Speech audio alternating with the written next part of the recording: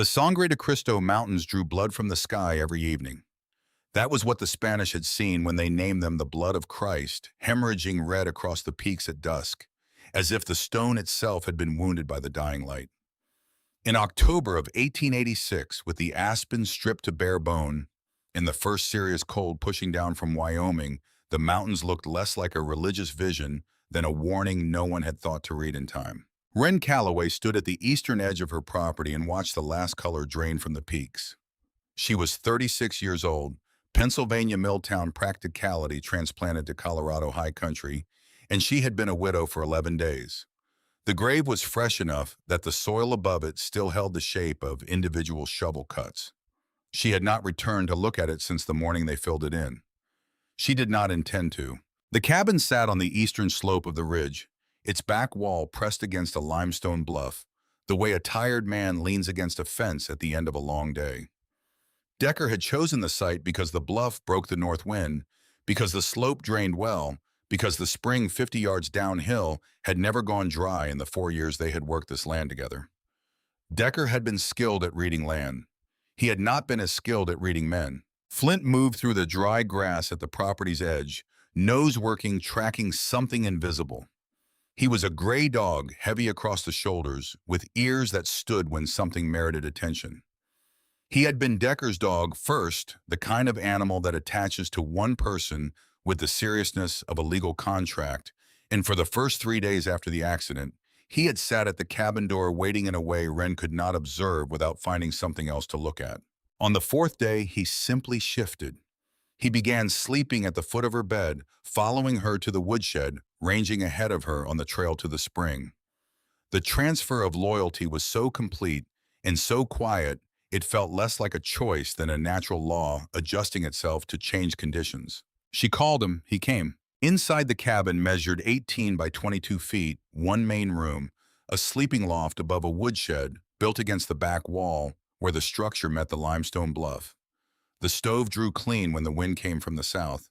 When it shifted north, it pushed smoke into the room until the air stung.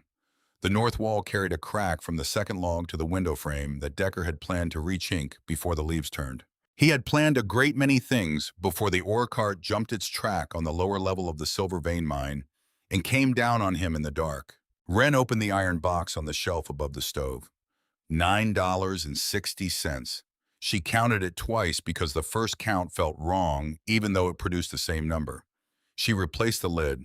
She did not count it a third time because 3 counts would not change the sum, and she was not the kind of woman who mistook ritual for arithmetic. The woodshed held 1.5 cords of mixed pine and aspen. The aspen had been dropped green in August. Decker, intending to let it season through September, intending afterward to add 3 cords of seasoned oak, intending a great deal that October had made impossible. A Sangre de Cristo winter at this elevation required 7 cords minimum.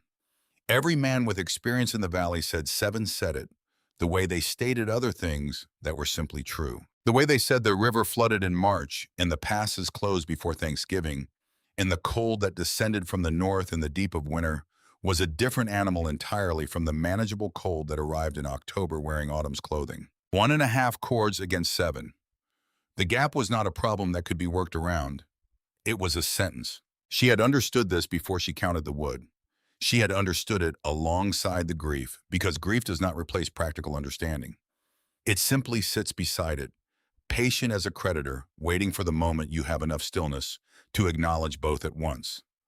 She had made decisions across those 11 days, the burial, the letter to Decker's sister in Pueblo, the sale of his second pair of work boots to a miner who came by and asked respectfully. Decisions were what came next, and next was what remained available to her. The following morning, she rode Pepper into Seco Flats. The town occupied a flat shelf of land between the ridge and the river close enough to the old silver workings that it had grown around mine traffic and had not yet determined what to do with itself now that the silver vein had played out. A general merchandise store, a feed operation, 2 saloons, a post office, a Methodist church that served as a school 3 mornings a week, and Harmon Coal's establishment listed on its own signboard as Coal Mercantile and Supply, but functioning in practice as the financial center of the entire Upper Valley. Coal bought debt. Coal extended credit. Coal held paper on half the ridge farms and the half he didn't hold yet. He was working toward with the patience of a man who understood that a valley full of struggling farms was an asset requiring only time to mature. Pepper walked with the deliberate care of an old horse that had learned the ground was not always trustworthy. The left foreleg had been stiff since July, some tendon complaint that improved with rest worsened with cold. The cold was arriving. Wren did not allow herself to think about losing the horse, because thinking about it while riding toward Cole's establishment was the kind of thing that showed on a face, and she could not afford to show Cole anything he might convert into leverage. She needed lamp oil. 40-penny nails for the gap in the woodshed roof where two boards had warped and left a slot open to the sky. Dried beans cornmeal if she could manage it. These were not considerations of comfort. They were the difference between a winter that held and one that came apart in the slow, particular way that left a person unable to plant in April. Cole stood behind the counter when she entered, a wide man, not heavy, but broad, with a composed face and hands that were always occupied with something, adjusting or writing or moving. 53 years old, 9 years in Seco Flats, arrived with capital from somewhere east that he never specified. He looked up when the door opened. His expression assembled itself into something that resembled warmth, with the precision of a man who had practiced the assembly. She told him what she needed. He moved along the shelves, set the items on the counter with the ease of a man entirely at home in his own domain. Then he opened a ledger to a page bearing her name. $34. She looked at the number. She had known there was a balance. Decker had run credit through the summer for mine supplies for the axle repair on the wagon for oats when the August pasture came in thin. She had not known the total had reached 34. Cole's finger rested on the bottom line, not pressing, only indicating. The mine settled Decker's final wages. I received the draft yesterday on your behalf, as your husband had listed me as correspondent for his account there. A measured pause. It came to $4.20. I've applied it to the balance. So the number had been higher. She did not ask what it had been. I can offer you an arrangement. His voice carried the specific quality of a man presenting a proposal he has already privately concluded is reasonable. The balance cleared your ongoing supply needs through winter oil staples. Whatever the property requires settled entirely. In exchange, I would need your signature on a mineral rights agreement. 20 years, your 160 acres standard survey terms. He produced a document from beneath the counter as if it had been waiting there. I have it prepared. Wren's hand stayed flat on the counter. What mineral rights? Standard agreement. The valley geology is being reassessed. There may be value in the limestone formations that wasn't apparent in the original silver surveys. Limestone doesn't run to silver. No. His eyes stayed level. But it runs to other things depending on what's underneath. She read the document slowly, the way her father had taught her to read any paper presented as routine, as if it were not routine because it never was. The agreement transferred subsurface mineral extraction rights for all formations on the Callaway claim below 12 inches from surface grade for 20 years, irrevocable upon execution. Below 12 inches. Below 12 inches was everything the surface did not show. She straightened. I'll take the oil. I'll pay cash for the nails. She placed 60 cents on the counter, the posted price for both. Cole's own figure on the board above the nail barrel. The rest will have to wait. Cole did not move the document. The note comes due before Christmas, Mrs. Callaway. I want that to be clear. You've been clear. She picked up the oil and the nails. I appreciate the clarity. She rode home on a horse that favored its left leg with lamp oil and 40 nails with $34 of debt. She had no immediate means to retire on land that a man with a prepared document had decided was worth more than she understood. The peaks behind her went from red to purple to black as the sun failed, and Flint trotted ahead on the trail, his breath making small white flags in the cooling air, his nose tilted towards something she could not smell. That night she did not sleep well. The first sleepless night after Decker's death had been grief. This one was arithmetic, which was in some ways harder because arithmetic did not resolve itself through exhaustion. Ezra Dunmore came to the property on the 14th day. He had intended to come on the 9th, but had delayed. He told her this directly, without softening it, because he had learned in 71 years of living that arriving too quickly after a death read as presumption regardless of intent. He rode a brown mule up the ridge trail in mid-morning, tied it at the fence post, then walked the perimeter of the cabin without knocking. Wren watched from the window. She had seen Ezra Dunmore twice before briefly at the Seco Flats harvest gathering the previous fall, and once on the road when Decker had stopped to speak with him for 20 minutes while she waited in the wagon. She knew what he had been. Former operative for the United States Geological Survey, Western Territories Division. Before a mining accident at the Consolidated Silver Operation in 1871, had taken the top third of his right thumb and closed out his fieldwork. He had stayed in the Sangre de Cristo Valley afterward, consulting for smaller operations, doing what old men with specific knowledge do when the work that made them is no longer available, giving it away piece by piece to whoever was in a position to receive it. He walked the north wall. He examined the woodshed roof. He stood at the woodshed entrance and looked inside without touching anything, then came to the cabin door. She opened it before he knocked. His face carried the weathering of a man who had spent decades at altitude, skin drawn close to the cheekbones, eyes accustomed to distances rather than rooms. He removed his hat.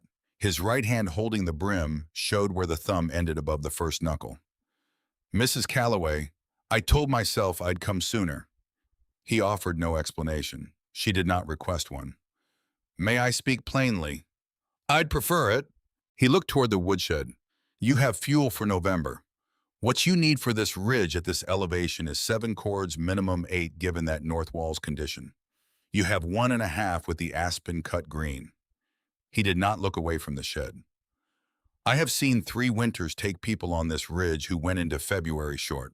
I am not willing to have that number become 4. Flint had come around from behind the woodshed. He walked a single circuit around Ezra's boots, applied his nose twice with focused attention, then sat. Wren crossed her arms. "What else?" Ezra looked at Pepper and the pen, the mare standing hip-shot weight off the left foreleg. "The horse won't pull timber. Not that leg, not in this cold." He raised his abbreviated right hand slightly, a gesture without self-pity. "I have 30 years of mine knowledge and lungs that won't give me 30 minutes in closed limestone dust. I can teach what I know. I cannot lift what I know." "What are you suggesting?" "Nothing yet. I'm telling you the numbers. Once you have the numbers, you decide what to do with them." She made coffee. They sat at the table for an hour, Ezra talking about the ridge's winter patterns, the specific behavior of cold on eastern-facing slopes versus the valley floor.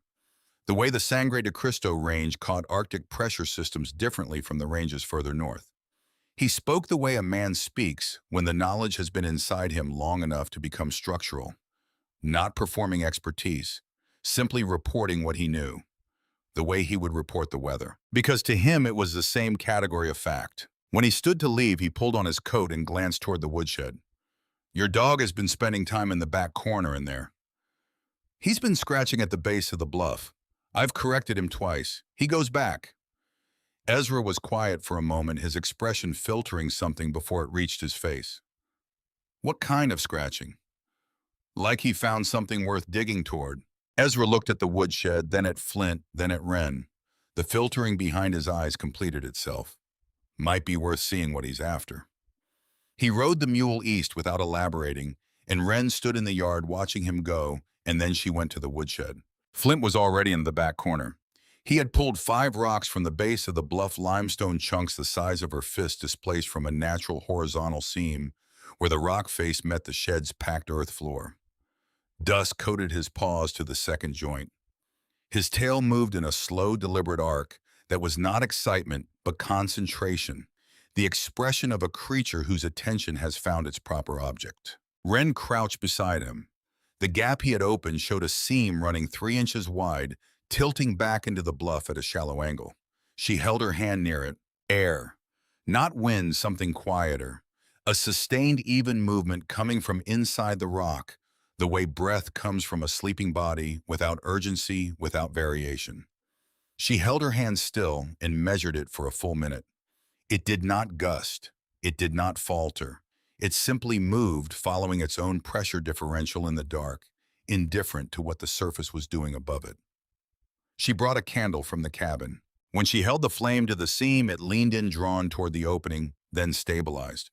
It did not gutter, did not dance, did not behave the way a flame behaves near a drafty window or a gap in chinking. The air flowing from inside the rock was live air, Moving air, the kind that sustained combustion rather than the inert accumulated air of flooded wells or sealed mine passages that killed men before they understood what was happening to them.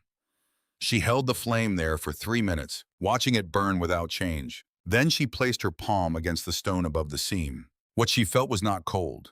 It was cool, the specific temperature of her father's root cellar in Scranton in late October, the cellar he had dug into the hill behind the house and lined with fieldstone.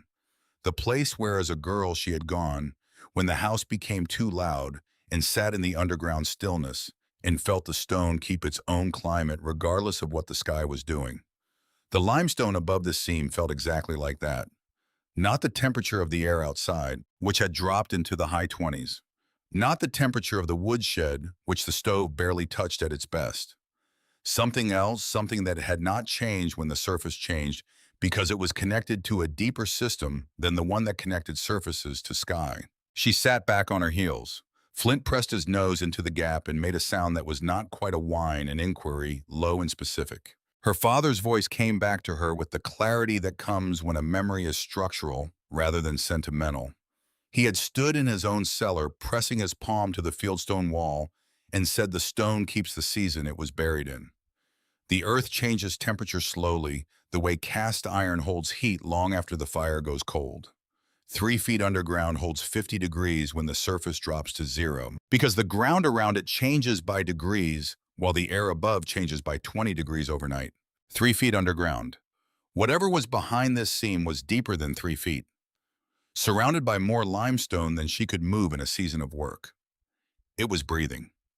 It had been breathing since before anyone put a woodshed against this bluff. She remained on the shed floor until the light outside went flat and the temperature in the woodshed dropped enough to see her own breath.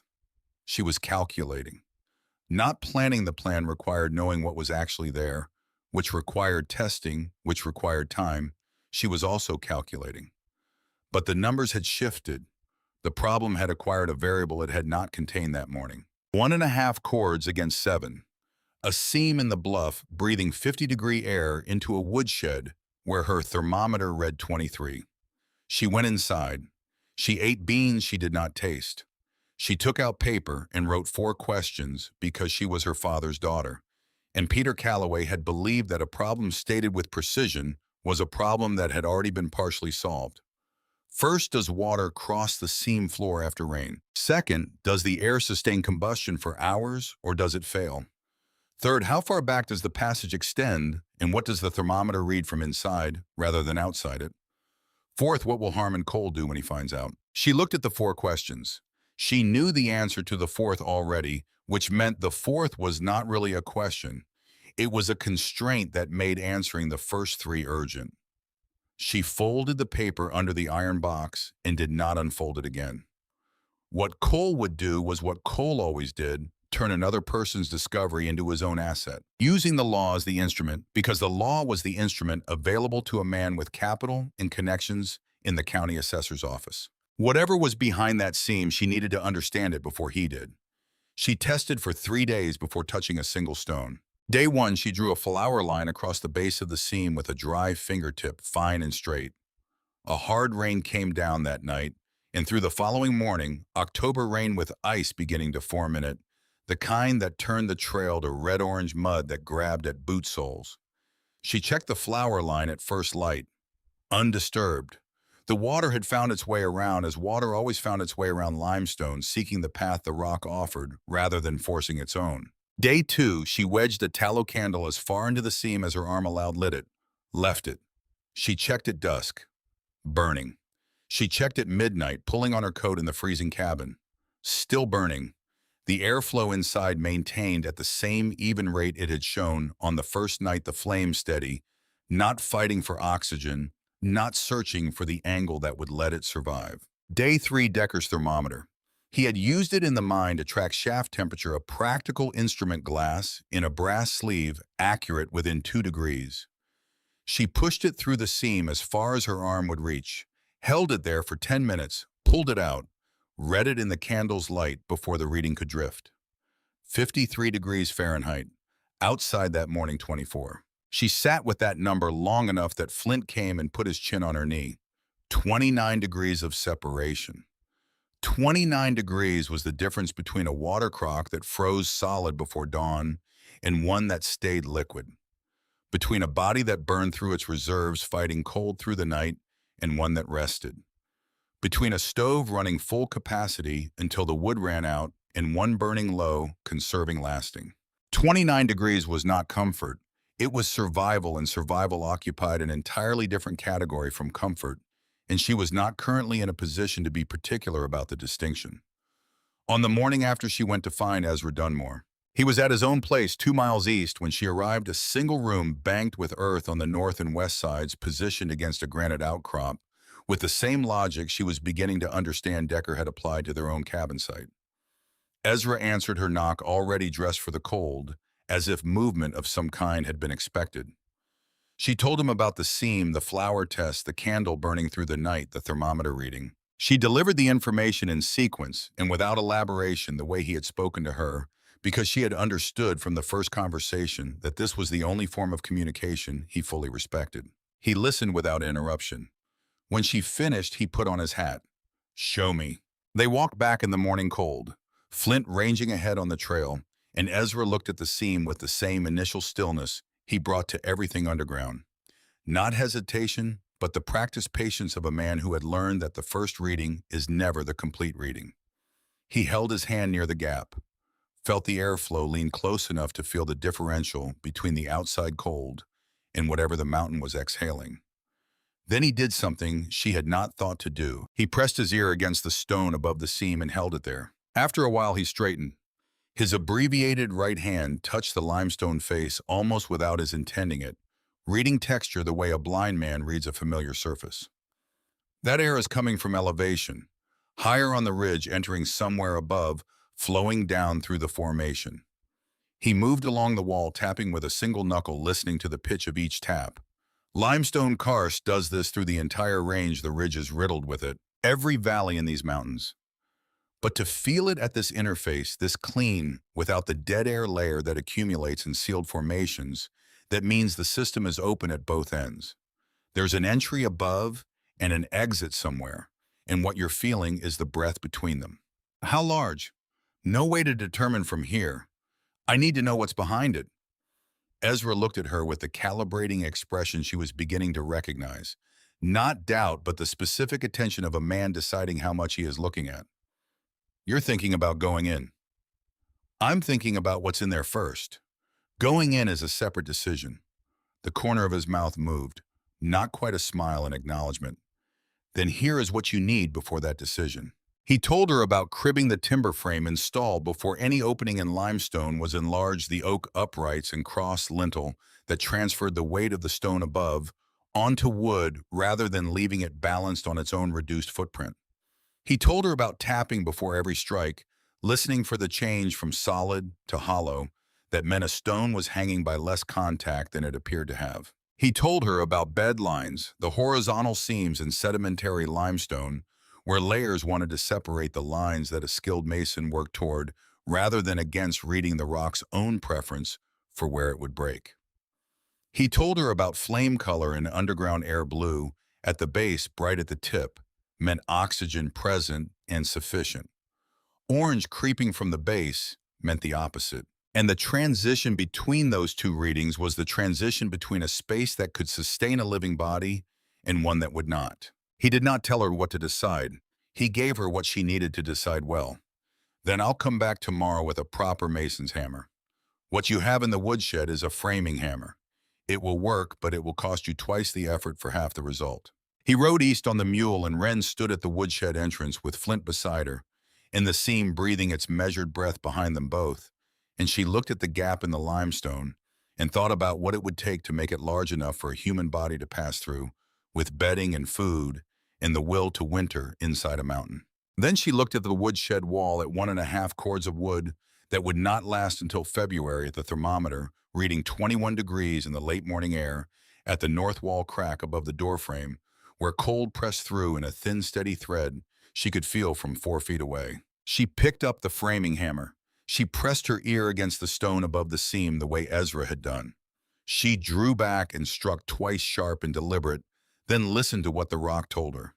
Solid, seated, This stone was not waiting for an excuse to move. She set the hammer down, went inside, heated beans on the smoky stove. Through the woodshed wall, felt more than heard, the mountain held its 53 degrees against a world that had dropped 20 degrees since the 1st of October and showed no inclination to stop. The cold did not negotiate. It simply arrived in increments then, all at once. And the only question that mattered was whether what you had built would still be standing when it arrived in earnest. She had not built it yet. She had 11 days of workable weather by Ezra's estimate before the real cold set the ground to iron and made every task 3 times harder. 11 days, 1.5 cords, $9.60, a lame horse, a $34 note, a man in Seco Flats who had prepared a document she had not signed, and a dog whose torn paws had pointed her toward a door no one else on the ridge knew existed. The mountain had been holding that temperature since before the Spanish named the peaks above it. She intended to be the first person it kept alive through what was coming. Ezra arrived the next morning carrying a mason's hammer, a pry bar, 2 white oak staves cut square at both ends, and the unhurried manner of a man who had learned underground that urgency was the first step toward catastrophe. He set the tools on the woodshed floor, studied the seam for a full minute without touching anything, then tapped the stone above it in 3 locations. 2 taps produced the same dense seated note. The third 6 inches left of where flint had first broken through returned something thinner. A sound with less mass behind it, the way a wall sounds different when the cavity behind it changes. Ezra marked the spot with chalk, an X deliberate. You don't strike above that mark. Not today, not when you're certain, not ever. The rule doesn't have exceptions. He handed her the mason's hammer, its head weighted differently from the framing hammer, balanced for precision rather than force. The chisel goes here on the bed line. You're not breaking stone, you're asking it where it already wants to go. She positioned the chisel on the horizontal seam he indicated drew back struck. A clean slab separated from the face with a sound like a book closed firmly and dropped without ceremony into her waiting hand. She looked at it. She looked at Ezra. He said nothing, which she had already learned was the only form of approval he offered. They worked through the morning in a rhythm that established itself without discussion. Wren struck along the bedlines while Ezra moved ahead of each new exposure tapping. Listening marking what was safe, marking what was not. When she drove the pry bar under a loosened slab, he showed her how to lever it free rather than force it, patient pressure at the correct angle, using the stone's own weight as part of the mechanism. Shattered rock produced sharp edges, flying chips, time wasted on debris. A clean slab was a building material. She began saving the flattest ones along the shed wall. By midday, the opening measured 22 inches high and 16 wide. Her left shoulder had locked into a burning knot from the unaccustomed angle of the strikes. Both palms had split across the lifelines, skin dried out by limestone dust, cracked by the hammer's repeated vibration. Bleeding in thin seams, she wrapped with strips from a flannel shirt that had outlasted other uses.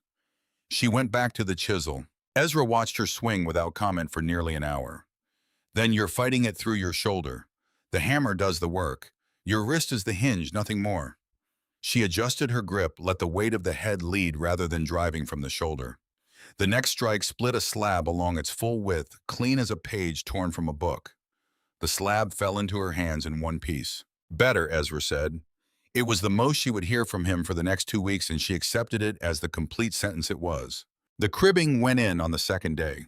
The 2 white oak staves became upright, set 3 inches inside the widened opening on either side, their tops notched to receive a cross lintel. Ezra cut from a hickory beam stored in Wren's loft. Decker had kept it for fence repairs. That never happened. Ezra drove oak wedges between each upright and the stone until the frame had no tolerance for movement in any direction. He tested it by hanging from the lintel with his full weight, both hands, for 30 seconds. It held without complaint. Now the stone above is resting on oak instead of its own reduced edges. He let go brushed limestone dust from his coat front. Oak warns you before it fails. It creaks, it bends, it gives you time. Stone gives you silence, and then it gives you everything at once, with no third option between those two. That sentence settled into Wren the way a plum weight settles, finding the bottom without ceremony. She understood it was not only about limestone. On the fourth day, when the opening had reached 30 inches high by 22 inches wide, Ezra declared the entrance sufficient and turned his attention to the chamber itself. He went in first, crawling with a candle in his right hand, and the pry bar in his left, moving with the systematic patience of a man conducting an inspection rather than an exploration.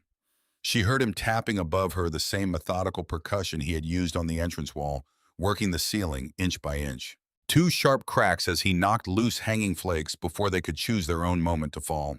When he emerged, his hair was white with fine dust, and his expression had settled into something she was learning to read as the closest thing he had to satisfaction.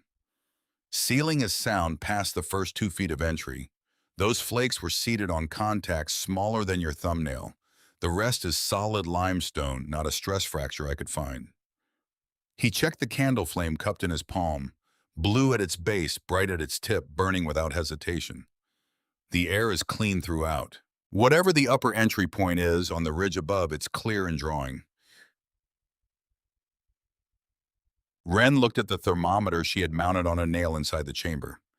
53 degrees.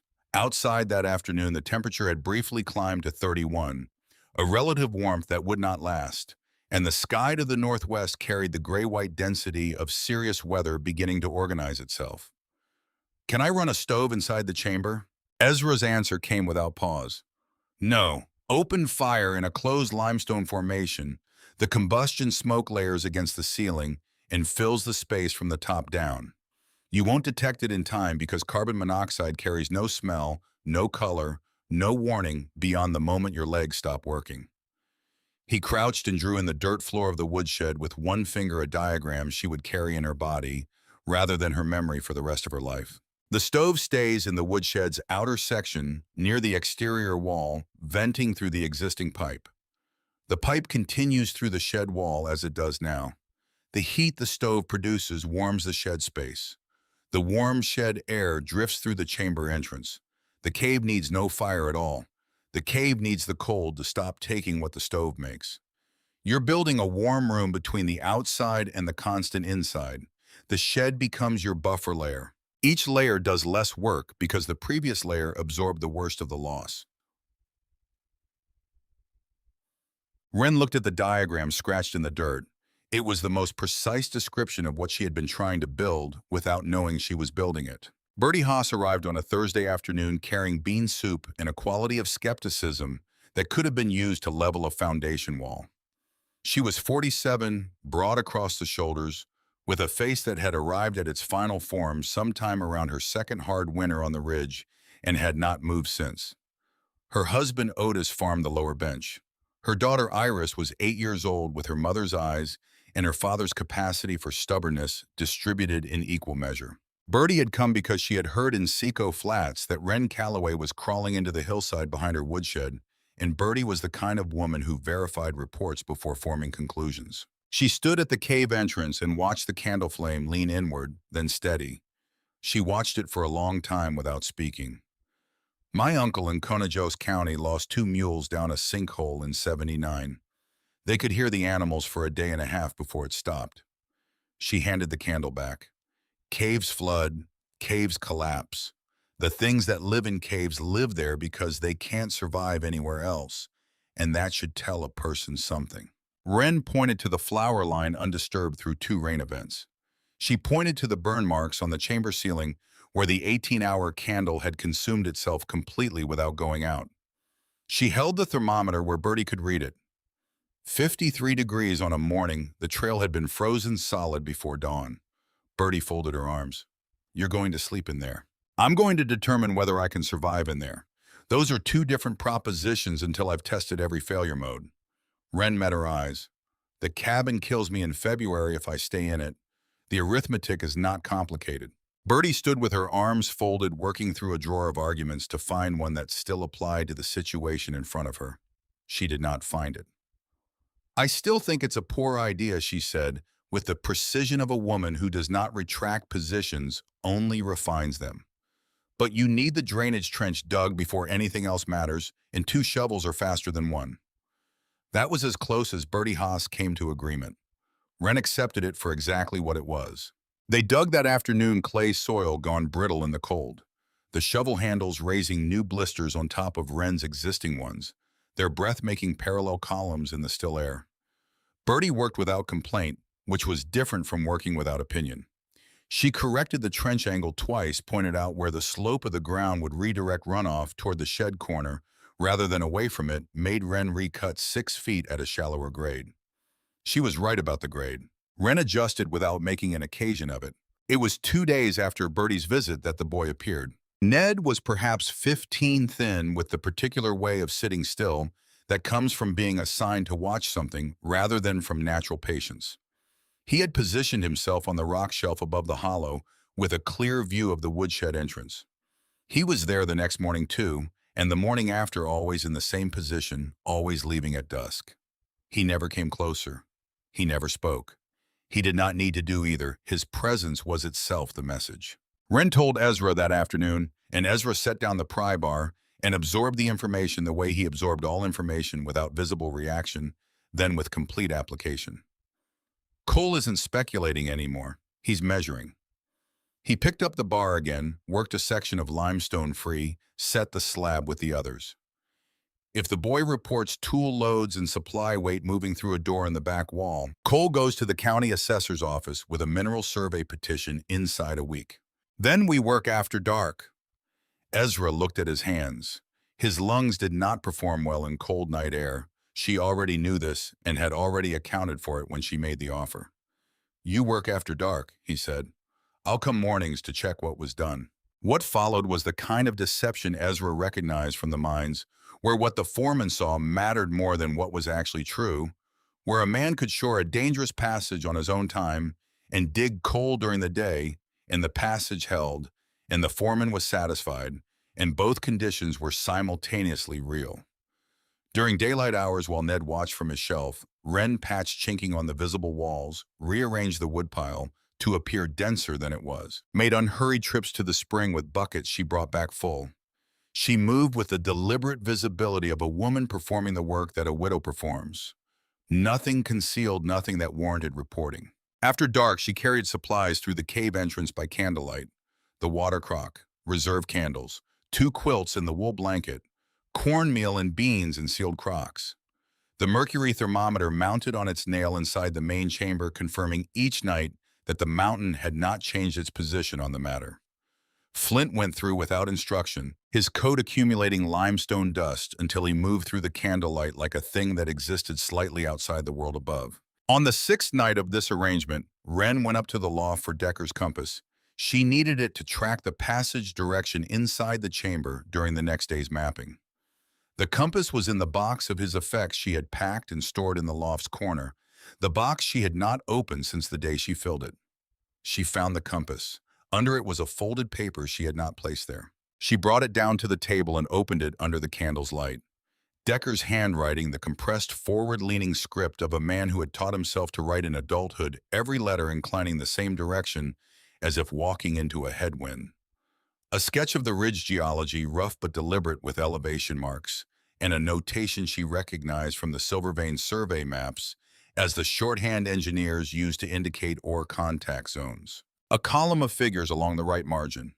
At the bottom, in a different hand, entirely controlled commercial, the hand she had seen on a ledger page 11 days after her husband died, 2 words and a number. Cole's hand, his figures, his annotation on her husband's geological sketch. The numbers were a survey record. The contact zone notation pointed to the eastern slope of the ridge, to the limestone formation directly behind her woodshed, to the subsurface of the Callaway claim, at the precise depth where a mineral rights agreement set its irrevocable line at 12 inches below grade. Decker had known. He had known what was in the limestone above the seam, or had known enough to sketch it, to measure it, to bring that sketch to a man who would pay for the information. Cole's figures in the margin were not an annotation. They were a price already paid. Decker had sold the survey data to retire part of the debt, not all of it enough to make the relationship manageable without ending it. The kind of partial settlement that kept a man connected to his creditor because full resolution was not available to him. She sat with the paper until the candle burned to its holder, and she sat in the dark with it after that. She was not angry in the way she had expected to be angry if she had expected anything. She was angry in the way that grief converts itself when it has exhausted its softer expressions, brief, clear, hot, productive. Decker had been drowning in the same system she was now navigating with fewer tools and no dog to show him an alternative. He had found the one piece of solid ground he could reach, and it had been information about her land, and he had used it because the alternative was to admit that the water was already above his head. She could hold both of those things at once, what he had done and why he had done it. She had learned in 36 years that most true things required being held that way.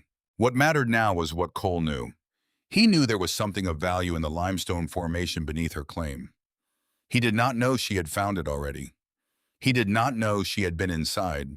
It had mapped its dimensions, had mounted a thermometer on its wall. The boy on the rock shelf had been watching a woodshed door, not a mine entrance, and the distinction between those two things was still hers to manage. She held the paper over the candle until it caught, then held it until nothing remained that would carry a fingerprint. She was not destroying evidence. She was refusing to let a dead transaction determine what came next. The ash she put in the stove, which consumed it with the same indifference it brought to everything else it was asked to take. Then she went back to the cave entrance with a fresh candle and spent 2 hours mapping the chamber walls with charcoal on paper dimension by dimension, ceiling height to floor level, every surface Ezra had cleared, because she needed to understand what she possessed before Cole decided what it was worth. Cole came at night 11 days after Ned first appeared on the shelf. She heard the horse on the lower trail after dark, a well-shod animal moving with purpose, not the casual sound of someone passing. She was in the woodshed checking the stove draft. She did not go outside. She closed the woodshed door and stood in the dark and listened. The horse stopped below the shed. A long silence, the duration of a man looking at something he has positioned himself to find, computing the implications of finding it. Then Harmon Cole's voice came through the plank wall, conversational in volume, carrying cleanly in the cold air the way sounds carry when there is no wind to disperse them. The ground under this ridge has been surveyed twice, Mrs. Calloway. The second survey was considerably more thorough than the first. A pause. The first survey missed what the second one found. Decker knew what the second survey found. It's why he was working for me when he died. Wren stood in the dark woodshed with Flint's flank pressed against her knee, and she felt the specific cold of a confirmed truth settling into the body, the way deep cold does not all at once but layer by layer until it reaches the center. She had burned the paper. Here was its content, delivered aloud by the man who had written his name in the margin. She did not open the woodshed door. She did not speak. She waited. "I'll be back before Christmas, with the note." His horse moved. The sound of hooves on frozen ground diminished down the trail and disappeared into the dark. Flint remained tense against her leg for a full minute after the sound was gone. She had learned to use his threshold as a more reliable instrument than her own. She opened the cave door and went inside and stood in the dark with the candle and the thermometer reading 53 degrees and the absolute silence of a space insulated from every frequency of noise the surface produced. She stood until her breathing steadied, until Cole's words became something she could hold at a functional distance. He wanted the limestone, not the surface, the grazing rights, the timber, the water. He wanted what was underneath what Decker's survey had documented, what the prepared document on the counter had been designed to capture for 20 years, at a price set before she knew the price was being set. She pressed her palm flat against the wall, 53 degrees against her skin. The mountain had no knowledge of Cole's documents. It kept its temperature the way it had kept it since before anyone assigned a word to this range, and it would continue keeping it long after every piece of paper Cole had ever filed became unreadable. She needed to pay the note before he filed the mineral survey request. $34. She had $9.60. She needed $24.40 more, and she needed it before Christmas, which was 7 weeks away. She went back to work. The second chamber revealed itself on the 8th day of interior exploration. Beyond the main room, which she had measured at 11 feet wide by 16 feet deep, a low passage continued for 14 feet before opening again into a space approximately 6 feet across with a ceiling Ezra had tested and approved. The floor dropped 2 feet at the passage entrance, leveled, then held. She paced the second room twice and sketched it in the notebook. Then she sat on the cold floor and looked at what the mountain had been keeping to itself. Constant temperature storage. 52 degrees in the second chamber, 1 degree colder than the main room, the airflow drawing slightly more from the upper entry as the passage narrowed. No humidity swings, no light, no pest that could reach it without passing through the woodshed first. This was a cellar that no Sangre de Cristo summer could warm above 53 degrees, no winter could push below 50. Seed potatoes kept firm at 52. Apples held until April without turning. Cider stayed sound. Smoked meat stayed tight. Anything that spoiled in heat or froze in cold. Anything that every farm family in the valley was losing to an inadequate root cellar or a warm barn would keep here without intervention. She walked back out through the passage and stood in the woodshed running a different set of numbers. 25 cents per section per month. Each section, 4 bushels of stored goods or equivalent volume. 12 families in the valley whose cellar problems she had heard about across 4 years of ridge living. If 8 of them stored through winter and into spring, that was more than $40 over 5 months before she counted the labor trades, which would cover the physical work she could not do alone. Enough to clear Cole's note before Christmas. Enough to cover March taxes with something remaining. Enough to stop spending on wood she would not need to burn because the cave did not need heating. Numbers that fit were where every plan began. She did not yet have the plan, she had the numbers. The weather shifted on a Tuesday in late November. The sky went from standard overcast to something harder and lower in 2 hours, and by mid-afternoon the temperature had dropped 11 degrees from the morning reading without any apparent reason to stop. Ezra arrived at the property with the expression of a man reading signs he had seen before and had not enjoyed seeing either time. He looked at the sky from the woodshed doorway for 30 seconds. There are men in Seco Flats who have watched this valley for 40 years. They're calling it a sangre wind. He said it the way he said everything that mattered plainly without drama, because the fact itself carried all the weight it needed. It's happened twice in my time here, 71 and 78. The temperature drops 40-50 degrees between sunset and dawn. The wind comes from the north with ice in it and does not stop for 2 days. He looked at her. Everything you have built becomes the test. Wren looked at the cave entrance, plank door fitted and latched threshold stones, angled outward drainage trench outside the wall. She looked at the canvas partition Ezra had helped her hang, dividing the stove side from the cave side of the shed, at the sealed wind wall, at the emergency crawl vent he had insisted on cutting through the sidewall 3 days ago. Low to the ground covered with a hinged board, a second exit if the main door froze shut under snow load. A single exit is a trap, he had said when he cut it. 2 exits is a choice. That is the full distance between a shelter and a coffin. She had 7 days of workable weather remaining by his estimate. The chamber held everything it needed to hold. What do I do if the stovepipe ices? Open the front vent above the firebox and the crawl vent simultaneously. The cross-draft pulls smoke out through the front instead of pushing it back through the firebox door. Keep the fire high for 40 minutes. The heat in the pipe melts the ice crust from inside. Do not attempt to reach the pipe from outside in that wind. He looked at his own hands. You will lose the use of your hands before you clear the ice. In that order, without exception. She put that instruction in the same place she kept all of his instructions, not in the notebook, but in the body and the hands and the breath, and the reading of sound and air that was becoming reflex rather than procedure. Where will you be during the storm? My place is banked on 3 sides. I'll be fine. He paused. If I'm not at your door by the second morning, the stovepipe is your first concern. Not me, the pipe. He rode east on the mule into the lowering afternoon, and Wren filled every water crock, stacked the firebox to capacity, laid extra wood within arm's reach of the stove, checked the drainage trench, checked the cave door, checked the partition, checked both vents. She moved through each element of what they had built with the attention of a person who understands that within 2 days, she will not be able to check anything, because the world outside will have become a thing that cannot be approached by a human body without consequence. Flint sat in the cave entrance and watched her complete each check. His ears were fully upright. He could smell what was coming in the same way he had smelled the first night's air through the seam in the bluff, with the complete seriousness of a creature for whom weather was not an inconvenience, but the central organizing fact of existence.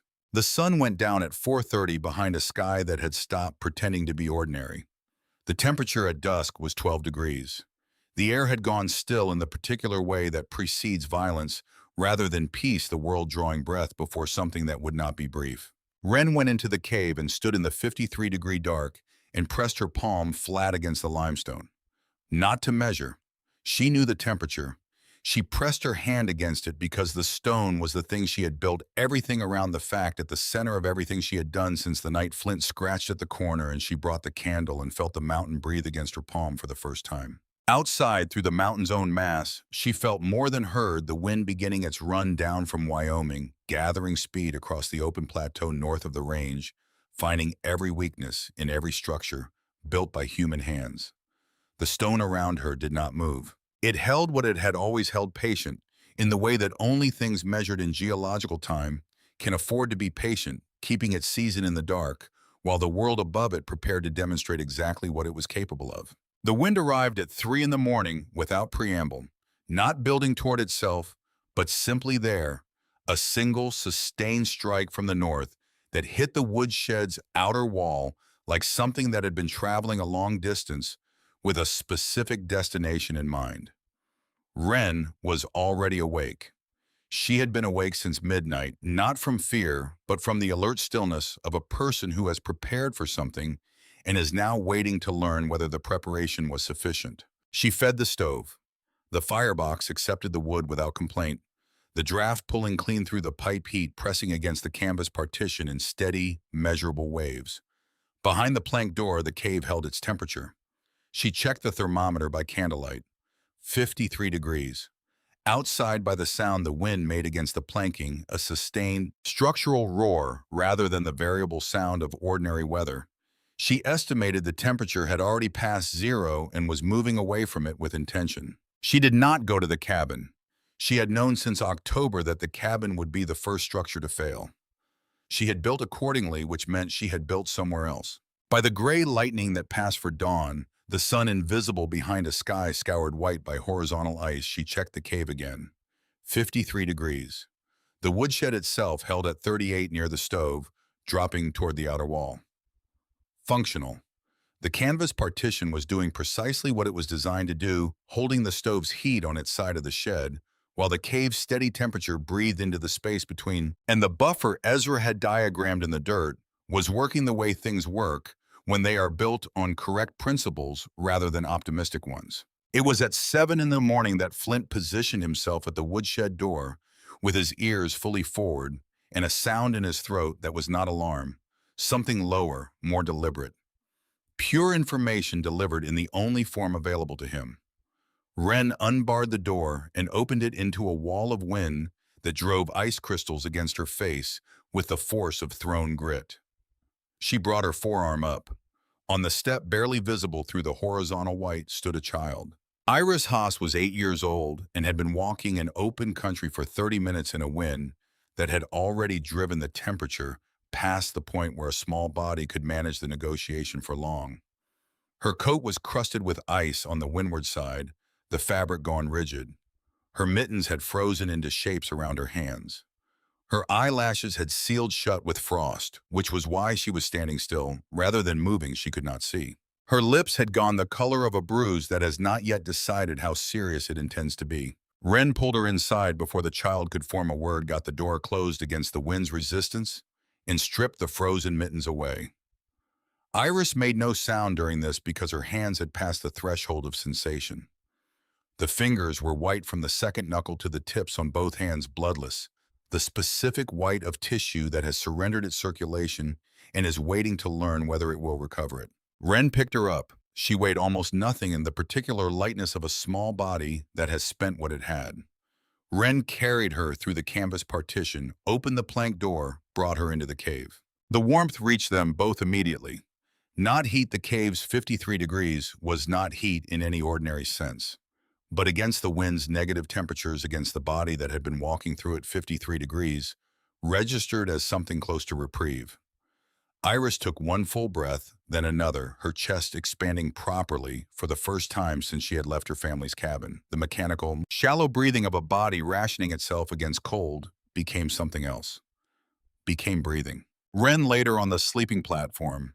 Both quilts went over her tucked close at the sides. Flint settled against the child's legs without being invited, pressing his warmth steadily against the frozen denim of her trousers, with the seriousness of a creature that understands what it is being asked to do. Wren went to the stove, put 2 flat stones in the firebox, waited until they were too hot to hold, wrapped each in doubled flannel.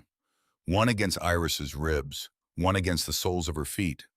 Then she crouched beside the platform and looked at the child's face. The frost on Iris's lashes had melted enough for her lids to part. Her eyes were dark, fully present, frightened in the controlled way of a child who has been told she is capable of managing difficult things and is attempting to prove it. "Mama sent me." Her voice had the thinness of paper held to light. "The chimney. There's smoke in the house." Wren understood the failure immediately. The Haas chimney fieldstone construction mortar, showing cracks at the third course that Bertie had mentioned in passing, had failed under thermal stress. The combination of extreme cold and rapid temperature change cracked mortar joints the way it cracked everything else that relied on the bond between unlike materials. A failed joint in a sealed winter cabin filled the interior with smoke faster than a family could respond, faster than rags stuffed into gaps could slow. She could not go out into that wind and expect to reach the Haas place a mile and a half down the ridge and return. The distance was not the obstacle. The wind was the obstacle. Horizontal ice at sustained velocity was not a problem that human determination could negotiate with. People had died in shorter distances during lesser storms because they confused resolve with physics, and resolve lost that argument every time. What she could do was keep Iris alive, keep her stable, and wait for the storm to offer a window. The return of circulation to frostbitten tissue is one of the more honest pains the body produces. It arrives without ambiguity, and at the precise moment the tissue begins to recover, which means the pain is a sign of the right thing happening rather than the wrong thing. When it reached the middle sections of Iris's fingers, the child cried out. Not theatrically, a short compressed sound, the cry of a child who has been managing for as long as management was possible. Wren held both small hands between her palms and talked in the steady low register that her own mother had used during the high fevers of childhood. Not the content of the words, but the information carried by the voice itself. The message that someone calm was present and that calm was a fact rather than a performance. She told Iris about the cave, about Flint scratching at the corner through 3 consecutive evenings until she followed him with a candle, about the flower line on the floor that proved the water went around rather than through, about the thermometer that had read 53 degrees on the October morning she first measured it and had not moved since. Had not moved now, with the outside world demonstrating what it was capable of. Iris listened with the focused attention of a child in pain who has decided that listening is the right use of the energy she has left. Then quietly, it stays the same, even right now. Even right now. Wren pointed to the thermometer on its nail. The mountain doesn't know there's a storm. That's the whole point of the mountain. The stovepipe iced at 11 in the morning. She heard the change before she saw it, a subtle hesitation in the stove's draft, an alteration in the quality of the draw that was easy to miss without knowing to listen for it. She pushed through the canvas partition into the shed side. Gray haze had begun layering against the ceiling near the pipe exit, thin, but thickening with each minute she didn't act. Where the pipe passed through the exterior wall, moisture from combustion had frozen against the cold outer surface, building a crust inward that was narrowing the flue. Ezra's instruction was in her hands before it completed itself in her mind. Front vent open, crawl vent open, cross draft. 40 minutes. Do not touch the pipe. She swung the front vent board aside the upper vent near the shed's roofline. Cold air drove through, immediately dropping the interior temperature by degrees in the first 60 seconds. She went to the floor, opened the crawl vent at the base of the sidewall. The cross-draft hit the shed's interior like a blade drawn fast across skin. The smoke swirled, found the pressure differential the 2 open vents created. Moved toward the front vent and out rather than continuing to layer against the ceiling. The firebox door she had left cracked admitted enough draw that the stovepipe draft resumed weekly, at first fighting the ice crust, then with more authority as the fire's own heat worked on the obstruction from the inside. She fed the stove until the firebox roared. She monitored the draft, adjusted the crawl vent twice, watched the smoke trace diminish to nothing, waited the full 40 minutes rather than concluding early, because things that were almost finished were not finished. When the pipe was breathing clean, she closed both vents and stood in the shed's restored warmth, and understood something she had not fully understood until this moment. Ezra had not been teaching her procedures. He had been installing reflexes. The difference between those two things was the difference between knowing what to do and being able to do it at 11 in the morning in a storm that was taking apart the ridge around her. She checked Iris at the 2-hour mark. The child was asleep, breathing slowly. Flint's gray shape pressed along her legs, both of them generating a small climate of their own on the platform. The bruising on Iris's fingertips, the frostbite cycling from white through red toward the deep purple that meant tissue angry but recovering, had spread evenly across both hands. Evenly was the correct way. Wren replaced the cooled stones with 2 fresh ones from the firebox, tucking them back into the flannel wrapping without waking the girl. She sat on the platform edge and allowed herself for the first time since the wind began to feel the full weight of what she was managing. Not fear something more demanding than fear. The awareness that she was doing this correctly in a situation where incorrectness meant a child's death, and that the correctness was not circumstance.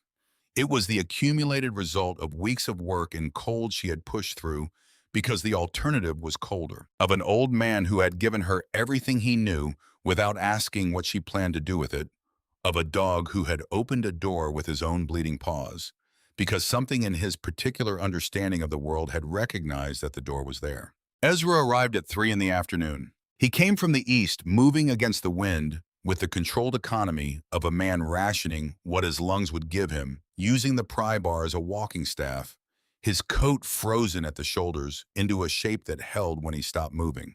She heard his knock 3 specific strikes, his knock the pattern she had learned to recognize, and let him in. His face was gray from the crossing, his breath coming in measured intervals, but he was upright and his eyes were fully present when they found her face. She gave him the information in sequence pipe iced at 11 cross-draft method employed clear in 40 minutes child retrieved from the doorstep Iris Haas bilateral hand frostbite currently stable and sleeping. She delivered it the way he had always delivered information to her without elaboration in order so that each fact built on the previous one without requiring him to sort them. Ezra looked at Iris for a moment. He examined the girl's fingers with the clinical attention of decades of injury assessment. He looked at the thermometer. Then he looked at the wet feed sack Wren had draped across the top third of the cave doorway, her own addition done 2 hours into the storm, when she noticed a faint smoke trace edging along the entrance ceiling. The smoke traveled the ceiling. The wet cloth caught it. The air at bed level tested clean when she held the candle there. He had not told her to do this. It was not in any instruction he had given. He looked at it for a long moment. "Who taught you that?" "You taught me the principle. I applied it to the specific problem." He looked at her the way he had looked at the first clean slab she split along the bedline. In the first week of work, the look of a man whose calibration has been adjusted by evidence. He sat down on the shed floor with his back against the warm wall of the firebox enclosure, and he stayed there managing his own breathing, watching without directing because there was nothing left for him to direct. At dusk, he checked the outdoor thermometer by holding a candle to it through the vent crack. He came back and told her the reading the way he told her everything without softening it, because softening a number did not change the number. 48 degrees below zero. She sat with that for the time it required. Then she looked at her own thermometer. 52 degrees, 1 degree lower than the morning reading the mountain, making its single small concession to the longest sustained cold it had encountered in 8 years. 1 degree, and then it had simply stopped conceding. 48 below outside, 52 inside. A gap of 100 degrees between the world that was killing and the world they occupied. Produced not by fire or fuel or any expenditure of resource, but by the patient refusal of 200 million years of compressed limestone to take instruction from a single winter. Ezra slept on the shed floor with his coat as a blanket, and his pry bar within reach, which was how she knew he had never fully left the mines. Wren sat through the night on the stove side of the partition, feeding the firebox on Ezra's schedule, checking the pipe every 40 minutes, checking Iris every 30. The rhythm kept her measuring. Measuring kept her ahead of the failures that killed people. Not the dramatic failures, the slow ones. The ones that developed in the space between checks when no one was paying the right kind of attention. The wind died before dawn on the second day. Wren woke to silence so absolute that for a moment she did not trust it. Thought she had lost her hearing. Thought the storm had simply shifted to a frequency she could no longer detect. Then she heard Flint's tail against the platform boards inside the cave, a slow, satisfied rhythm. She heard Iris cough a full chest-clearing cough, the sound of lungs doing their proper work rather than conserving against cold. Alive sounds. The sounds of a morning that had come when the previous evening had not guaranteed it would. She opened the woodshed door.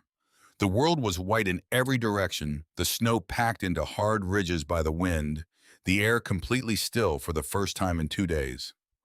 The temperature on the porch thermometer read 11 below zero. Still dangerous, still the kind of cold that required respect and deliberate movement. But cold without wind was a negotiation rather than a sentence. The sun came up behind a sky so clear it looked like the inside of a blue glass bottle, and the light on the snow was blinding in the way that only high-altitude winter light can be, as if the world were trying to compensate for what it had just done by being briefly extravagantly beautiful. Inside the cave, the thermometer read 52 degrees. It had given up 1 degree over 2 days of the worst cold the valley had recorded in nearly a decade. 1 degree, then it had stopped. Iris was sitting up on the platform when Wren came back through the door, both hands wrapped in flannel. Flint's chin resting on her knee with the proprietary ease of an animal that has decided a relationship exists. The child looked at the thermometer at the limestone walls, catching the candle's light at the cave entrance, with its plank door standing open to the warmer shed air. Her face held the specific wonder of a child who has woken in a place that does not follow the rules she believed applied to the world. It's warm in here. It is. How does it know to stay warm when everything outside is frozen? Wren pressed her palm flat against the wall, cool, steady, indifferent to the question in the way that only things with a very long memory can afford to be indifferent. The stone keeps the season it was buried in. Summer went into this mountain a very long time ago, and the mountain is still holding it. She took her hand off the wall. Everything up there changes with whatever the sky decides to do. Down here, nothing does. Iris considered this with the gravity that children bring to things that are genuinely true. Then, is that why Mama says you're peculiar? Something shifted in Wren's chest, not quite a laugh. Something lighter than that, something she had not felt since October. That's probably part of it. Ezra was standing in the shed doorway when she came back out. He had heard. His expression had moved as far as it ever moved, which was not far, but far enough. They brought Iris home that afternoon once the temperature had climbed to 6 below and the wind had stayed dead. Otis Haas had packed clay into the chimney joint during the storm's brief midday lull, and the house was functional cold, but breathable. Bertie opened the door before they reached the porch. She had been watching the trail since the wind died. When she saw Iris, she turned away for 30 seconds, which was how long Bertie Haas allowed herself for things that cracked the surface. And then she turned back as exactly who she was. She looked at Wren over her daughter's head. No words. Words would have been smaller than what the look contained. The cost of the storm declared itself over the following week as the valley dug out and began counting. 5 dead on the ridge and in the hollows to the south. 14 head of cattle lost across 4 farms, animals frozen standing in pens when the wind found gaps in barn walls that had seemed adequate until they weren't. 3 chimneys failed. 2 roof structures collapsed under ice load. Hiram Denton, a bachelor farmer on the south-facing slope, survived only because his nearest neighbor pushed through a 4-foot drift on the second morning to check on him, found him sitting in a dark cabin with a dead stove. His fingers already white, too cold by then to be frightened in any active way. One man whose name Wren learned afterward from the postmaster in Seco Flats had died in his sleep in a cabin he had sealed completely against the cold. Every gap, every window joint, every crack around the stove, fitting packed with rags to keep the warmth from escaping. He had been thorough. The The stove, deprived of the air it needed to burn completely, had produced carbon monoxide instead of heat, filling the sealed room with a gas that had no smell and no color and no warning. They found him on the fourth day in a cabin that had stayed warmer than his neighbors and killed him for it. Ezra, when he heard, said only, "A sealed room is not a warm room. A sealed room is a trap that happens to have a stove in it." He said it in the same voice he said everything, not with the satisfaction of a man who was right, but with the specific weight of a man who wished the lesson had not required this particular proof. Wren had burned less than half a cord during the full 2 days of the storm. She did not say this aloud in any company. The comparison was already visible to anyone who looked at her woodpile and then at their own. Bertie came to the woodshed on the Monday after the wind stopped. She came alone, without soup, without the folded arm posture she had brought on her first visit. She stood at the cave entrance and said, "Show me, not the cave, show me the thinking behind it." Wren showed her the flower line, the thermometer, the trench outside the wall, and why it was cut at the angle it was cut at, the threshold slope and what it prevented, the wet cloth across the doorway top during the storm, and how smoke behaved differently at ceiling level than at floor level, and why that distinction mattered when a child was sleeping on a platform 8 inches off the ground, the 2 vents in the cross draft and the 40-minute rule for a frozen pipe. She drew on the woodshed floor with chalk the buffer room diagram Ezra had first drawn for her in the dirt, the stove heating the shed, heating the cave entrance, each layer absorbing the worst before passing the remainder to the next. Bertie listened through all of it without her arms folding. That was new. When Wren finished, Bertie said, "We don't have a cave. We have a root cellar that floods every spring. A flooded cellar needs a drainage trench on the uphill side, a threshold angle, paired vents on opposite walls, and walls you stop treating like a hole in the ground and start treating like a room." Wren knelt and drew the cellar version, the same principles applied to a different geometry. On the worst nights, you sleep below grade level, banked with quilts. You burn half the wood. You lose none of the warmth. The cellar does not know what the wind thinks of it. Bertie looked at the diagram for a long time. Then she said, with the careful precision of a woman who does not alter positions without intention, "Draw it again, slower this time." Others came. Marta Kessler, a German widow of 51, who had survived the storm by burning her spare furniture in half a door frame when her woodpile ran out on the second night. She did not want explanation. She wanted measurements, ceiling heights, floor dimensions, temperature readings at different distances from the entrance. She wrote everything in a small notebook and left with a diagram and a stated intention to rebuild her cellar before the next storm came. She kept her word, as people who carry small notebooks tend to do. Del Fitch, who taught at the Ridge Schoolhouse, came because 2 of his students had been trapped there for 18 hours, and he had burned every replaceable piece of furniture in the building to keep the temperature above freezing. He wanted to protect students, not property, which was the correct order of priority. Wren described the interior partition principle, a quilted corner near the stove, small enough to hold 2 children's worth of body heat, letting the rest of the building do what it would, while the children inside the quilted space did not suffer for it. Del copied the diagram into his lesson book, shook her hand when he left, and she understood it as something more specific than courtesy. Harmon Cole came in the second week of February with a document from the county assessor's office and the patient expression of a man who has positioned himself carefully and is waiting for the other person to recognize the position. He stood in the yard and read the document aloud without being asked, the particular confidence of a man who believes his preparation is complete. The cavern on the Callaway claim contained by reported survey potential limestone mineral deposits of industrial value. County ordinance required declaration of all subsurface mineral features. If assessable mineral content was confirmed, the tax basis of the claim would be revised upward. If the revised assessment exceeded the owner's capacity to pay the property, would enter delinquency proceedings and become available for public auction. Cole's jaw held the set of a man who has done his arithmetic and found it satisfying. Wren let him finish. Then, the assessment has already been conducted by a qualified surveyor before the county's request. Something shifted behind Cole's composed face, not much. The shift of a man whose calculation has encountered a variable he did not include. "The county hasn't sent anyone up here yet." "No, I requested an independent evaluation before the county's arrival." She went inside and returned with a folded document. Ezra Dunmore, United States Geological Survey, Western Territories Division, 12 years of active field service before his work in the Colorado mines.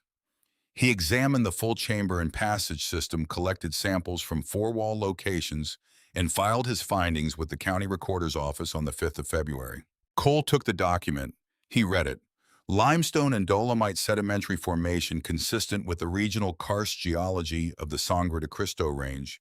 No mineral veining identified, no lead contact zones, no saltpeter deposits, no extractable material of commercial value by any current standard. Signed by Ezra Dunmore with his Federal Survey registration number still valid as a professional credential under Colorado territorial statute, a fact that any clerk in the recorder's office could confirm in 4 minutes. Cole looked at the registration number for longer than he looked at anything else on the page. He understood what it meant in the same way that a man understands a locked door, not with surprise, but with the specific recognition that his key does not fit this particular mechanism. He refolded the document with the precision of a man buying himself the time to recalculate. Dunmore is old. He is. He is also the man who personally examined every significant limestone formation in this valley between 1867 and 1871. His credential does not carry an expiration date. She had intended to leave it there. The document was sufficient, but she heard boots on the trail below the yard, not one set, several arriving separately from different directions, with the uncontrived convergence of people who have come for their own reasons and arrived at the same moment. Bertie with Otis beside her. 2 men from the crossroads who had come to return, borrowed tools, and had seen Cole's horse at the trail junction. Elfitch, who had been walking up to return the chalk diagram she had loaned him and had seen the same horse. They arranged themselves in the yard without arrangement, the way neighbors do in small valleys where the habits of mutual attention run deep enough that a gathering requires no organizing. Bertie spoke without preamble. "My daughter's hands are fully recovered." Her voice carried across the yard with the flatness of a woman stating a fact that requires no decoration. "I watched the thermometer in that cave read 52 degrees while the outside read 48 below. I am not a geologist. I cannot speak to what the rock contains." She paused. "I can speak to what it kept alive." Otis stood beside his wife. He did not add to what she had said because she had said it completely, and adding to complete things was not something Otis Haas did. Del Fitch looked at Cole with the clear, patient eyes of a man who teaches children the difference between what words say and what they mean. He said nothing. His presence in the yard was already the sentence. Cole looked at the assembled faces of the people he supplied and extended credit to and held paper on. He performed the calculation that Wren had watched him perform at the counter, the addition and subtraction of a man for whom every human arrangement was ultimately a ledger entry. This time the column did not resolve in his favor. He could see that it would not resolve in his favor today or on any subsequent day that produced the same configuration of people in this same yard, and he was experienced enough to understand when a position had become untenable without requiring the humiliation of being told so directly. He handed Ezra's document back to Wren. His hand went briefly to his hat brim, touched it, did not remove it. He walked to his horse and rode down the trail without a further word, and the people in the yard watched him go in the silence of a community that has collectively declined to be managed by a single person's version of how things should go. Ezra died on the 12th of April on Wren's porch in the afternoon sun of a Colorado spring that had arrived with the particular sweetness of a season following an exceptional winter. He had spent the morning finding the cave system's upper air intake. He had told her the previous week that he intended to locate it, and she had told him to wait, and he had told her that waiting was a strategy for people who had time to spend on it. And they had reached the impasse that they had learned to reach without rancor. He came back with blood on his handkerchief and sat in the chair on the porch and asked for water. Flint went to him without being called, which was the thing she remembered most clearly afterward. Ezra told her what he had found the upper opening 60 yards northeast under a limestone overhang, screened by cedar growth, a vertical crack 8 inches wide, where the cave system drew in air from the ridge above. He told her about the wire mesh screen needed in autumn to keep leaf debris from blocking it. Copper mesh, not iron, because iron rusted and contracted and eventually failed to seal. He told her the airflow reversed in summer, the cave breathing its cooler air outward when the surface heat rose above the underground temperature. The full cycle of the system operating the way it had operated since before anyone had thought to put a name to these mountains. He told her about the back passage. Know the full shape of what you have. A passage you don't know is a passage that can surprise you, and I would rather you be surprised by knowledge than by water. He drank the water she brought him. Set the cup on the porch rail with the care of someone who understands they are setting things down for the last time. Trust the test, he said in the voice of a man arranging his final instructions into the order that will make them most useful. Not the fear. The test tells you what's true. Fear tells you what might be, and what might be is infinite and therefore useless. He closed his eyes. His breathing went shallow, then shallower, then achieved the particular stillness that is not sleep. Flint did not move from beside him. The afternoon light moved across the porch boards in the slow way of light that has no agenda, and the Sangre de Cristo peaks above held their color red stone in April. Like the same red they had held before anyone arrived to name them or dispute them or build a life in their shadow. She buried him on the ridge above the woodshed, under a flat limestone marker she carried from the cave entrance. She carved his name with the mason's chisel he had given her in October. The chisel she put back on its nail beside the cave entrance when she was done, where it would stay, not as a memorial but as evidence. Evidence that this door had been found, that the finding had required a specific kind of knowledge, that the knowledge had passed from one person to another, and in the passing had become something larger than either of them alone. She paid Cole's note on the 14th of July. $34 in coin and worn bills counted onto the counter item by item with the same deliberateness Cole had used when he spread her ledger flat 11 days after Decker died. He counted it again, wrote paid across the bottom of the page with the date beside it. She watched him write it. She took the receipt, folded it into the coat that still carried limestone dust in its seams, the same coat she had worn the day he cut her credit. At the door she stopped. Cole's voice reached her from behind the counter. "I underestimated you, Mrs. Calloway." She turned enough to look at him. It was not an apology. It was a man reporting an error in his own calculation, the specific acknowledgement of someone who operates by numbers and has encountered a number that did not behave as predicted. She nodded once. She walked out into the July heat with the receipt in her pocket and the Sangre de Cristo mountains behind her, red as always, in the afternoon light, indifferent, as always, to whatever was being settled in the valley below them. August Voss appeared at the property that autumn-October of 1887, 1 year after Flint had first scratched at the corner of the woodshed bluff. He came to look at the Haas chimney, which Bertie had finally persuaded Otis to have rebuilt properly, and repaired it in an afternoon with firebrick and proper refractory mortar. He came back to Wren's property the following week with a pair of iron strap hinges in his coat pocket. He had examined the leather hinges on the cave door during his first visit without commenting on them, which was apparently how he processed things that required consideration. He was 44 years old, a wagon maker by training, German-born, who had come to the Sangre de Cristo Valley after his son died in the Silver Vein collapse, the same collapse that had taken Decker. He had come to sell timber, to work to put distance between himself and a place where everything reminded him of the specific shape of what he had lost. He had the hands of a man who had spent 20 years building things that had to hold under load, and he brought those hands to every surface he encountered, reading grain the way Ezra had read limestone layers. He removed the leather hinges, mortised the iron strap plates into the doorframe with the economy of motion of someone who has done the same operation 10,000 times in slightly different configurations. Hung the door so it swung clean seated against the frame without dragging. Latched with a turned ash catch, he carved from a scrap in his coat pocket. Then he stood back and looked at what she had built. The cribbed entrance, the frame door, the sealed wind wall, the partition system, the drainage channel across the threshold, with the expression of a man reading a structure. The way he read wood, finding the internal logic, tracing each element back to the principle that had generated it. "The cedar screen on the upper vent," he said finally. "It's going to rot in 3 winters at that elevation. Copper mesh pinned with limestone weight around the perimeter. I have copper mesh." What do you want for it? Show me how you read air quality with the candle. I've been reading candle flames my whole working life and I've been reading them wrong. She showed him. They stood in the cave entrance in the 53-degree still air while she demonstrated the difference between the flame-reading live air and the flame-reading depleted air.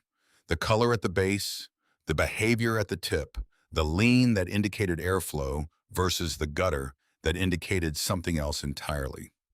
He watched with complete attention, asked one question, did not ask a second one. When he understood a thing, he stopped requiring it to be explained further, which was a quality she had encountered in very few people. The sleeping platform, he said on his second visit examining the sawhorse construction. In 3 years, the joints will rack. You need mortised bed rails pinned with drawbore pegs so the joint tightens under load rather than loosening. He looked at her. I have the oak for it. I didn't ask for the platform to be rebuilt. No, you didn't. A pause not defensive, simply honest. I see a joint problem and I address it. It's a fault I come by honestly. It's a fault that comes with useful copper mesh and iron hinges. I'll accept the fault this time. He looked at her for a moment, the specific look of a man who has said something he expected to require defending and has instead been told something unexpected. Then he laughed, a short sound genuine, the laugh of a person who has not laughed recently enough that when it comes, it arrives without warning. She did not laugh, but something shifted in the space between them. The removal of a barrier neither of them had explicitly erected, the recognition that competence meeting. Competence did not require either person to become smaller to make room for the other. He built the bed rails on his third visit. They argued about the vent placement for the partition. He wanted it at chest height. She wanted it at knee level because she was managing the cool cave air at floor level rather than the warm air above. He thought she was solving the wrong problem. She thought he was solving a problem that didn't exist. They built 2 vents, one at each height, both with sliding covers, and the result was better than either position alone. And neither of them said so directly because saying so would have required admitting that the argument had been necessary, and admitting that felt adjacent to admitting something else that neither of them was ready to name yet. They married in March of 1888 in the cabin with Bertie and Otis Haas as witnesses. Iris held Flint by the collar to prevent him from investigating the cake Bertie had brought. The ceremony was brief. The minister rode up from Seco Flats and rode back down the same afternoon. The life that followed was not brief. By the third winter after the Sangre wind, the winter of 1889, 19 families in the valley had modified their properties using some part of what Wren had worked out and taught. Banked earth against north walls, interior storm corners with quilted partitions, root cellars rebuilt with drainage trenches, threshold slopes, paired vents, smaller heated spaces inside larger structures because heating the space where the bodies actually were cost a quarter of the wood that heating the full building required. August built doors for 3 of the modified cellars' plank construction iron hinges, sliding vent wooden latch, and traded them for labor or produce or small amounts of cash. Wren inspected each cellar before the family used it, air movement drainage ceiling stability, the flower mark test for water infiltration. She never charged for the inspection. The storage fees from the cave's second chamber covered what she needed. The knowledge moved free. Flint died in the summer of 1893 on the flat limestone threshold of the cave entrance, the same stone he had first torn open with his paws in October of 1886, the stone that had started everything. He had spent every night for 7 years sleeping on that threshold, as if he understood that the door he had found was worth staying beside. He went in his sleep on a warm July morning with the cave breathing its cool air past him and the sun just reaching the woodshed entrance. Wren buried him 10 feet from Ezra's marker under a limestone slab from the second chamber and carved his name with the mason's chisel that had opened the mountain in the first place. The cave held its temperature through all of it. 53 degrees in January, 53 in August, 53 in every season the Sangre de Cristo Mountains produced, which included seasons that tested every assumption about what structures could survive and what could not. It stored apples, seed corn, quilts, storm candles, the collective surplus of a valley that had learned to think about winter differently than it had before. It served as a sick room twice more in the years that followed once, For a child with scarlet fever who needed stable temperature rather than the swinging cold of a winter cabin once. For an old man whose family brought him from the lower valley, because they had heard that the cave kept things from changing too fast. Both recovered.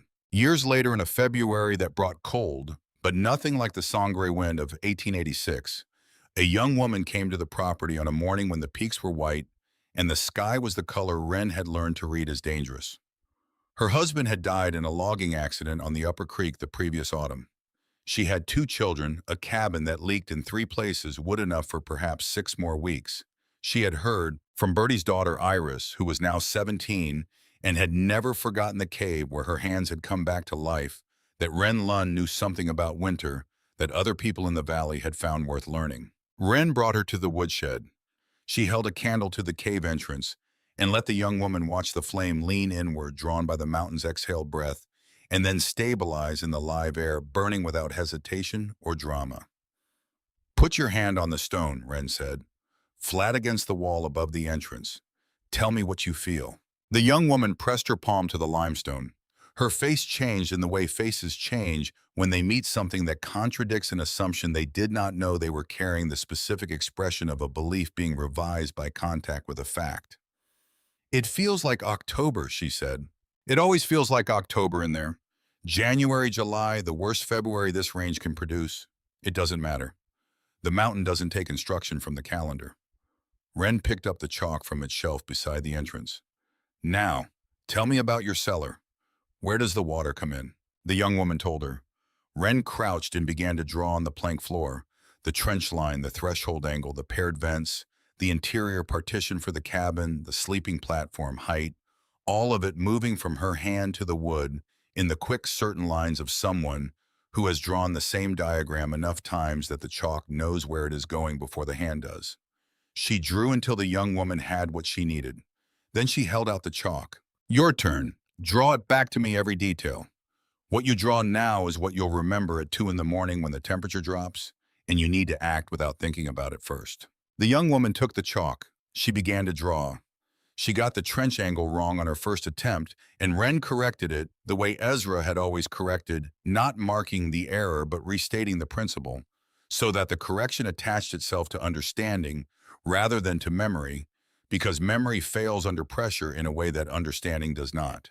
Outside the woodshed, the Sangre de Cristo Mountains held their color in the winter light, the blood-red stone that had given them their name, indifferent to what was being transacted in their shadow, belonging to a timescale that made every human winter, even the worst of them, into something brief.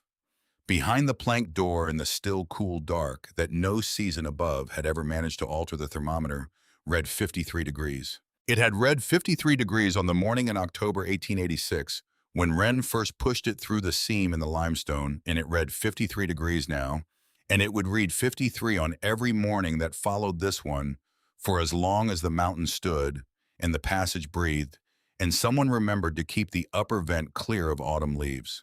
The stone kept the season it was buried in. Everything above it changed: the weather, the people, the names on the properties, the price of goods at Cole Mercantile, the width of the trail down to Seco Flats, the number of families who understood why a cave entrance was also a kind of door. The stone did not change. It had never changed. It had simply waited for 10,000 years, or 10 million, for someone to put a candle near the seam and watch which way the flame leaned. That was the whole of the lesson. Everything else, the chalk diagrams, the drainage trenches, the paired vents, the iron hinges, the sleeping platforms raised 8 inches off the cold floor. The entire inheritance of knowledge that moved from hand to hand across the ridge in the years that followed was just the work of making sure you were standing close enough to feel what the mountain was offering, and humble enough to recognize it when you did.